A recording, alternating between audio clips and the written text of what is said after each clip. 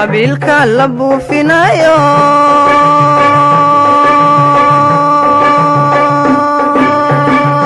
asaagan ku beegsan mayne waxbartaan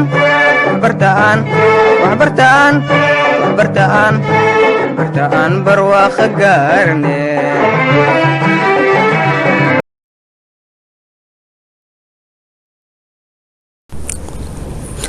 بسم الله الرحمن الرحيم الحمد لله رب العالمين والصلاة والسلام على أشرف الأنبياء والمرسلين أما بعد السلام عليكم ورحمة الله وبركاته سلام كدب كسو دبادة مقال كالي oo aan kaga hadlayno English grade 8 English fasalka 8aad waliba waxaan ka hadlaynaa G Proverbs page 87 ama 87 waxaan ka hadlaynaa Proverbska G magacoodu uu yahay oo ku yaalo bogga 87aad ee bogga Ingiriiska 8aadka maamada kuwaad markuu xidhaysa ama hadaa fiirisid maxaa lahaye su'aasha ama mahmaahada su'aasha guud ee laga rabo in lagu sameeyo write the meaning of the following proverbs and your teacher will assist you write qor the meaning micnaha of the following proverbs ee mahmaahyada soo socda and your teacher macalinkaagana will assist you wuu ku caawin doonaa wuxuu kaala shaqayn doonaa ama kula furfuri doonaa mahmaahyadaas lagu weydiiyey micnahooda mahmaahda u horeysa marka hadaa fiirisid two wrongs don't make a right two wrongs laba qalad don't make ma samayso a right sax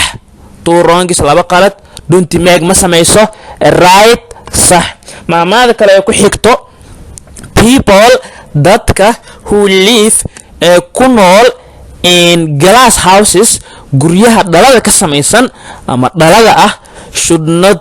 throw waa inaysan tuurin stones dhagxaan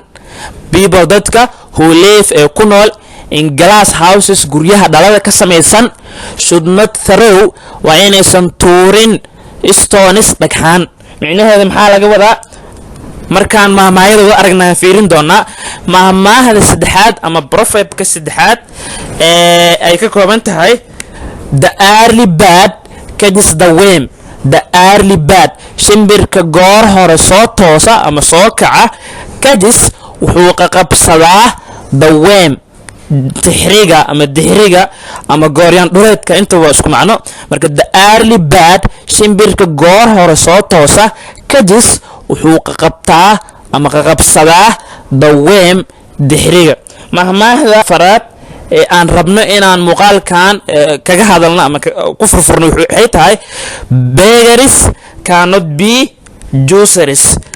beggars tuugsadayaasha cannot be ma noqon karaan juicers kuwo dooq leh ama doortayaal ah ma noqon marka waxaa kaloo rabaa inaa xasuusiyo dadka nagu xiran ama page-ka 87 waxaa ku taalo 5 mahmaaha ku taalo ama 5 proverb waxaa arkaysaa marka 4 proverb inaa soo qaatay midda shanaad waxaa uga tagay muuqaalkii kan ka horeeyay ayaan kaga soo hadlay waana isla ayadii marka in dambe ama waqti kale aan geliyo ayada hore aan uga soo hadalnay waa ila fiicnaa wayse marka saas uga soo tagay qofkii rabana ama danaynayo muuqaalada hore dib ha u fiirsado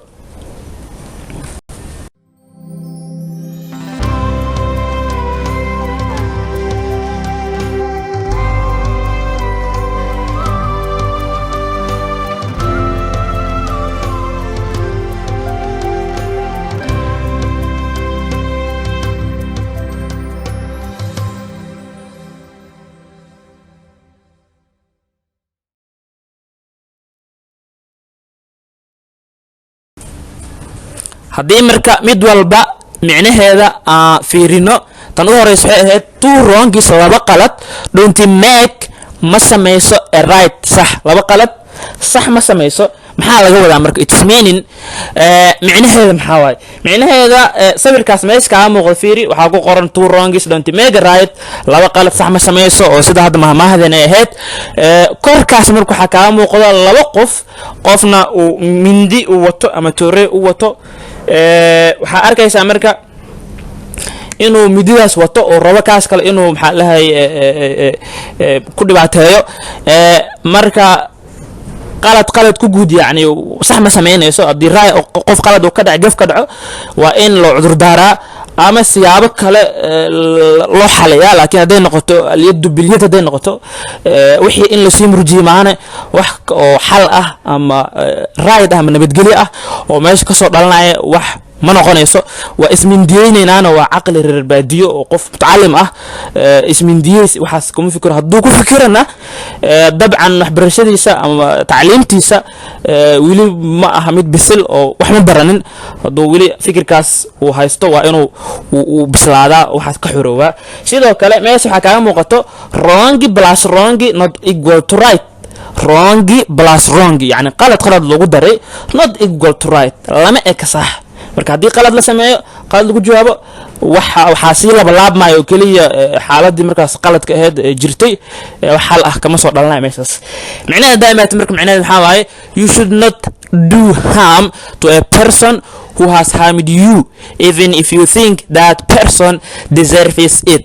oo laga wado you should not do waa inaadan ku sameynin harm waxyeelayn ama dhibaato to a person qof who has harmed you ee adiga ku dhibaateeyay even xitaa if you think haddii aa u malaysid that person in qofkaasi deserves it uu u qalmo ama uu istaahilo in la dhibaateeyo marka you shouldn't do waa inaadan ku sameynin adiga harm dhibaato ama waxyeelo to a person qof who has harmed you ee adiga ku dhibaateeyay even xitaa if you think haddii aa u malaysid that person in qofkaas deserves it uu u qalmo in la dhibaateeyo micnaheeda maxaa waaye haddii xumaan lagu sameeyo xumaan ha ku gudin xitaa haddii qofka uu istaahilo inta uu sameeyo kale in la sameeyo waa haddii la rabo in wanaag uu sii socdo waa laakiin haddii la rabo in xaaladda sii murjiyo waa iyadana doorasho kale waa ama doq kale waa taasna micnaheeda waa sidaas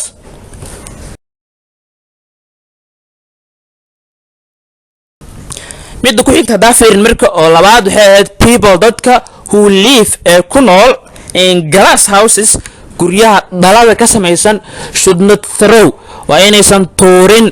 stones dhagxaan dadka guryaha dhalada ku nool ama dhalada ka samaysan ku nool waa inaysan dhagxaan tuurin maxaa laga wadaa ayadana it's meaningkeeda ima micnaheeda haddaa fiirisid marka qofkaas meesha uu ku dhex jiro waa guri oo maxaa dhahay dhala ah haddii asaga uu dhagax tuur uu sameeyo ama uu bilaabo dhagax tuurid dadka uu ku tuuray iyagana way soo jawaabi doonaan dhagxaanay soo tuuri doonaan marka gurigaas dhalada ah uu haysto ama uu degan yahay wuxuu la kulmi doonaa waxaan loo mahadinin oo ah inuu dhulka ku simo uu burburo maadaama dhalo ka samaysan yahay dhalay dhagaxna aan la istusin karin oo markastaba dhalada ay jabi og tahay marka dadka ku nool guryaha dhalada ah waa inaysan dhagxaan tuurin hadday tuuraan iyagana waa lagu soo tuura hadhow marka khasaaraha ugu badan wuxuu soo gaara dadka guryaha dhalada degan sidaas oo kale kanna waa isla isagii muuqaalkan kalena ama sawirkan kalena waa isla sawir kale oo muujinayo ama sharxaad ka bixinayo guryaha dhalada marka guryahaas dhalada ama gurigaas dhalada ka samaysan haddii dhagax tuur gurihiisa laga sameeyo waxaa dhaceyso dadka isku mid maaha inay qaar soo jibaadaan dhici karto oo marka gurigii dhibaato ay soo gaarto maxaa laga wadaa marka micnaha haddaa fiirisid waxaa laga wadaa people dadka who have faults ee qaladaadka leh ee cilada leh ee gafafka ka dhacay should not criticize waa inaysan ku cambaaraynin ama ku dhaleecaynin other people dadka kale for having inay leeyihiin darteed same fault isla qaladkaas micnaheedu maxaa qofka qaladkiisoo kale dadka qaba inuusan dad ku dhaleecaynin uu mashquul ku noqdo xooggan u saaro sidii qaladaadkiisii iyo ciladihiisii iyo maxaa lahay wixii ka xumaaday uu saxo oo dad kale wax ka xumaaday uusan waqti isaga bixinin marka micnaheedu maxaa laga wadaa people dadka who have leh faults gafaf ama qaladaad ama cilado should not criticize waa inaysan ku cambaareynin waa inaysan ku dhaleeceynin other people dadka kale for having same fault inay leeyihiin darteed isla qaladkaas iyaga ay leeyihiin waa umaleynaa meesha in la fahmay haddii aan usii socono marka hore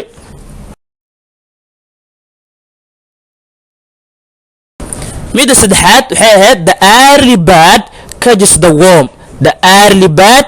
catches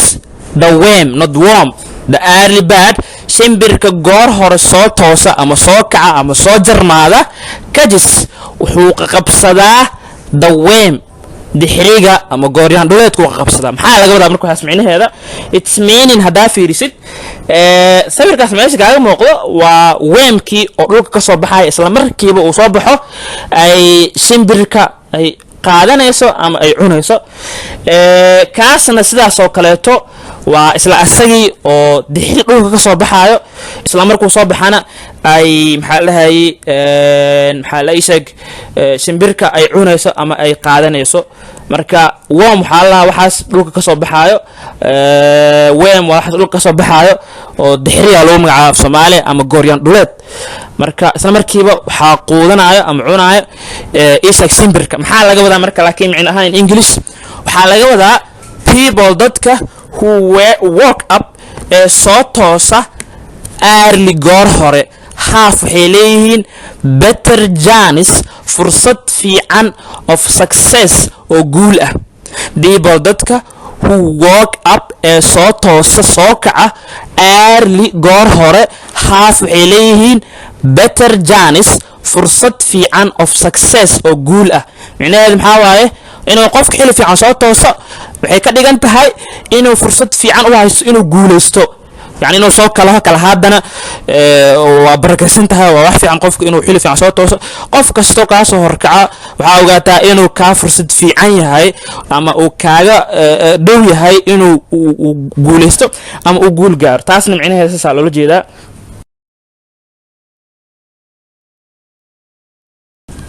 مدة قدام بيس مركا هدي أفيرنا ونمبر أفر beggars cannot be juiceries beggars dadku waa dadka tuugsadayaasha ah dadka marka beggarska ah cannot be ma noqon karaan juiceries kuwo doortayaal ah oo maxaa la yiraahdo dooq leh ma noqon karaan maxaa laga wadaa marka it's meaning hadaa imaat micnaheeda meeshaas waxa gaar gaysaa dabcan isag muxuu ahaa beggar waxa laga wadaa qofkaas meesha fadhiya maxaa la yiraahdo gacanta taaganayo waa beggar ama beggar waa maxaa la yiraahdo tuugsade marka juice ma laha waxaas u baahan ma dhihi karo ama qofkaas ma dhihi karo wixii loo soo maxaa la yiraahdo garto waa inuu maxaa la yiraahdo uusan hadal ka soo cilminaysa wajida micnaheedu marka daaimatan English waxa la wadaa people dadka who depend on ku tiirsan the generosity deeqsinimada of others dadka kale can't big ma u qaadan karaan and juice manna u dooran karaan things waxyaabaha their lacking sidee rabaan yani rabitaankooda kuma dooran karaan people dadka who depend on ku tiirsan the generosity deeqsinimada of others dadka kale can't big ma u qaadan karaan and juice manna u dooran karaan things waxyaabaha their lacking sidee rabaan ma u dooran karaan sababtoo ah dooq ma lahan taasna micnaheeda saas ayaa laga wadaa waa rajayna in la fahmay